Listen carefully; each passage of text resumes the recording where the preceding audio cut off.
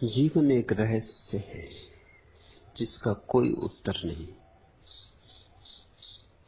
जीवन प्रश्न नहीं है कि उसका उत्तर हो सके। प्रश्न तो सब बचकाने और उत्तर भी। प्रश्न और उत्तर तो बच्चों के खेल है। जीवन न तो प्रश्न है न उत्तर है, दोनों के पार, दोनों के अतीत, बस है।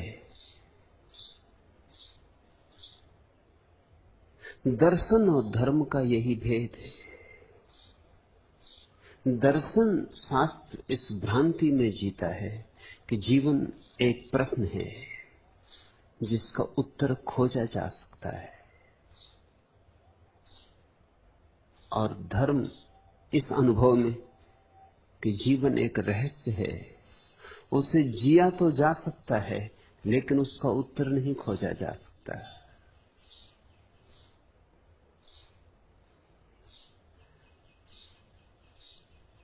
मैं कौन हूं, इसका कोई भी उत्तर नहीं। यद्यपि मैं कौन हूं एक अत्यंत प्राचीन ध्यान की विधि है। महर्षि रमन ने उसे पुनरुज्जीवित किया था और महत्वपूर्ण विधि है। लेकिन इस भ्रांति में मत रहना कि मैं कौन हूं, मैं कौन हूं, मैं कौन हूं, ऐसा पूछते पूछते एक दिन उत्तर उपलब्ध हो जाएगा। नहीं, ऐसा पूछते पूछते एक दिन प्रश्न खो जाएगा। ऐसा पूछते पूछते एक दिन पूछना बंद हो जाएगा। एक सन्नाटा उतर आएगा, एक शून्य घेर लेगा बाहर और भीतर। न पूछना बचेगा, न पूछने वाला बचेगा। तब जो है वही है, तत्वमसि। वही तू है, वही मैं हूं, वही सब है। उस वही को ही परमात्मा कहा है। परमात्मा कोई व्यक्ति नहीं है। परमात्मा इस अस्तित्व के रहस्य का नाम है। परमात्मा इस बात को ही कहने का एक ढंग है कि जीवन एक अनिर्वचनीय रहस्य है। एक फूल है जिसका सौंदर्य तो जी सकते हो, एक गीत है जिसे गुनगुना तो सकते हो, मगर जिसका अर्थ कभी ना जान पाओगे। फूल का सौंदर्य तो अनुभव कर सकते हो, लेकिन अगर कोई पूछे कि सौंदर्य क्या है तो निरुत्तर हो जाओगे। जितना ही पूछेगा कोई जोर से, उतनी ही मुश्किल में पड़ जाओगे। धीरे धीरे शक ही होने लगेगा कि सौंदर्य है भी या नहीं, क्योंकि जब उत्तर नहीं मिलता तो संदेह पैदा होता है। अगर उत्तर मिल जाए तो संदेह शांत हो जाए। जितना ही उत्तर नहीं मिलता उतना ही संदेह सघन होता है, उतनी ही बेचैनी बढ़ती है। एक प्रश्न हजार प्रश्नों में टूट जाता है, जैसे दर्पण कोई गिरा पत्थर पर और चटक जाए हजार टुकड़ों में। प्रश्न में से प्रश्न निकलते आते, इसलिए दर्शन शास्त्र फैलता जाता, फैलता जाता, उसका कोई अंत नहीं, कोई और छोर नहीं, और समाधान मिलता नहीं। समाधान तो उन्हें मिलता है जो इस सत्य को पहचान लेते हैं कि हम जीवन को जान कैसे सकेंगे। हम स्वयं जीवन हैं। जानने वाले में और जो जाना जाता है उसमें कुछ फासला तो चाहिए। फासला हो तो ज्ञान घट सकता है। ज्ञाता और ज्ञेय में फासला हो तो ज्ञान घट सकता है, नहीं तो ज्ञान घटेगा कहां। अंतराल ही नहीं, ज्ञाता ही ज्ञेय है। हम ही हैं जानने वाले और हम ही हैं जिनको जाना जाना है। इंच भर का अंतर नहीं। अंतर ही नहीं, तो ज्ञान कहां घटेगा? इसलिए परम ज्ञान की पहली सीढ़ी है इस बात को जानना कि मैं नहीं जानता हूं, और ज्ञान की अंतिम सीढ़ी है इस बात को जानना कि जाना ही नहीं जा सकता है, जिया जा सकता है, हुआ जा सकता है। इसलिए तो निरंतर तुमसे कहता हूं, मस्तिष्क से नहीं, हृदय से संबंध जोड़ो अस्तित्व का। मस्तिष्क सदा प्रश्न पूछता है, हृदय प्रश्न नहीं पूछता। हृदय छलांग लगा लेता है। मस्तिष्क पूछता है प्रेम क्या है, मस्तिष्क पूछता ही रहता है प्रेम क्या है, और हृदय तो प्रेम की पगडंडी पर गीत गाता हुआ चल पड़ता है। मस्तिष्क बैठा ही रहेगा, सोचता ही रहेगा, और हृदय ने तो यात्रा भी शुरू कर दी और यात्रा पूरी भी कर लेगा। जो लोग मस्तिष्क के ही साथ बैठे रहेंगे उनके जीवन में यात्रा नहीं होती, गति नहीं होती, प्रवाह नहीं होता, उनके प्राण गत्यात्मक नहीं होते, वे मुर्दा हैं।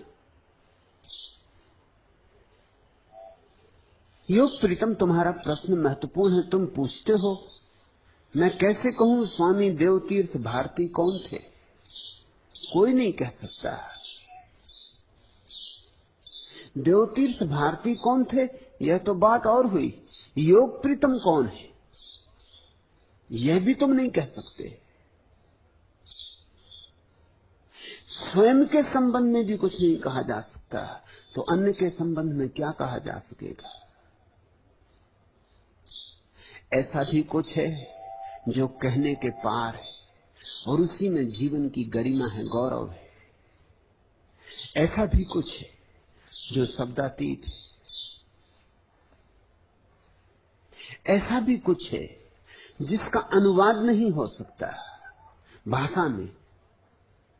वह भाव ही है और भाव ही रहता है, सुगंध ही है। उसको मुट्ठी बांधोगे चूक जाओगे। भरने दो नासापुटों को, डोलो उसके साथ, मतमस्त होकर डोलो। बुद्धत्व ऐसी ही घटना है। इस जगत में सबसे बड़ा फूल है वह चैतन्य का फूल है, सहस्त्रदल कमल है। उससे जो सुगंध उठती है उसे कोई अपनी मुट्ठियों में नहीं भर सकता, न तिजोरियों में बंद कर सकता है। ये खजाने ऐसे नहीं जो तिजोरियों में बंद किए जाते। तिजोरियों में जो बंद किए जाते हैं खजाने ही नहीं, ठीकरे।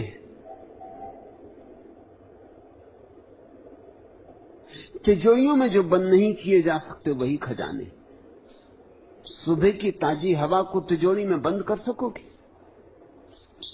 सुबह की नई नई उतरती सूरज की किरणों को तिजोरी में बंद कर सकोगे? पक्षियों के गीतों को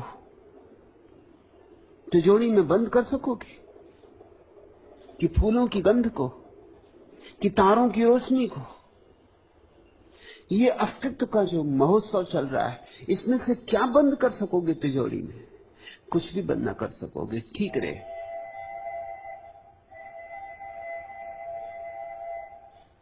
शब्द तो तिजोरियों की तरह है, उनमें जो व्यर्थ है वही समा सकता है, जो अर्थहीन है वही शब्दों में अर्थवत्ता का नाटक करने लगता है। जो सार्थक है शब्द उससे हजारों हजारों मील दूर है। न शब्द सार्थक तक कभी पहुंचे हैं, न सार्थक कभी शब्द तक आया है। न यह हुआ है पहले, न ये आज हो सकता है, न ये कभी आगे होगा। कारण साफ है, अनुभव घटता है हृदय में और शब्द है संपदा मस्तिष्क की। जो भी उस अनुभव को शब्दों में लाने की कोशिश करता है हार जाता, असफल हो जाता है। एक भाषा से दूसरी भाषा में शब्दों को ले जाना मुश्किल हो जाता है। जितने भावपूर्ण, जितने संवेदनशील, जितने काव्यपूर्ण सौंदर्यपूर्ण शब्द हों, उतने ही एक भाषा से दूसरी भाषा में ले जाना मुश्किल हो जाता है। गद्य का तो अनुवाद हो भी जाए, पद्य का अनुवाद नहीं हो पाता। रुबायात उमर खयाम को लाख अनुवाद किए गए, मगर कुछ बात चूक ही जाती। अनुवाद हो जाता है, हाथ में पिंजरा रह जाता है, पक्षी उड़ जाता है, पक्षी पकड़ में आता नहीं। रविन्द्रनाथ की गीतांजलि के अनुवाद हुए, मगर मूल खो जाता है। और ऐसा ही नहीं कि विदेशी भाषाओं में मूल खो जाता हो, भारतीय भाषाओं में भी मूल खो जाता है। बंगाली से हिंदी में भी लाना मुश्किल है, जो कि बहनें हैं, एक ही भाषा स्रोत से निकली है, संस्कृत से, इतने करीब है, लेकिन फिर भी जैसे ही अनुवाद करो कुछ मर जाता है। भाषा भाषा में भी अनुवाद नहीं हो पाता, तो ये अनुवाद तो असंभव है। ये तो भाव से भाषा में अनुवाद है। ये तो शून्य को शब्द में लाना है। सिर्फ मूढ़ ही सोचते हैं कि सफल हुए, सिर्फ मूढ़। ज्ञानी तो सभी जानते हैं कि जो कहना था नहीं कहा जा सका, अनकहा रह गया। मूढ़ जरूर सोचते हैं कि हमने कह दिया जो कहना था, उनके पास वस्तुतः कहने को ही कुछ नहीं।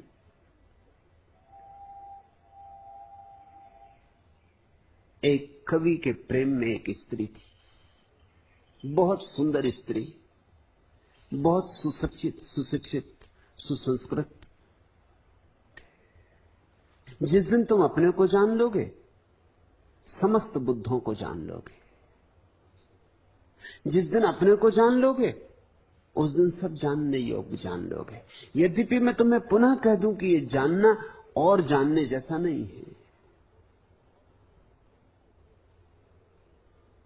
यह जानना बड़ा अनूठा है, क्योंकि इसमें जानने वाला और जाना जाने वाला एक ही होते हैं।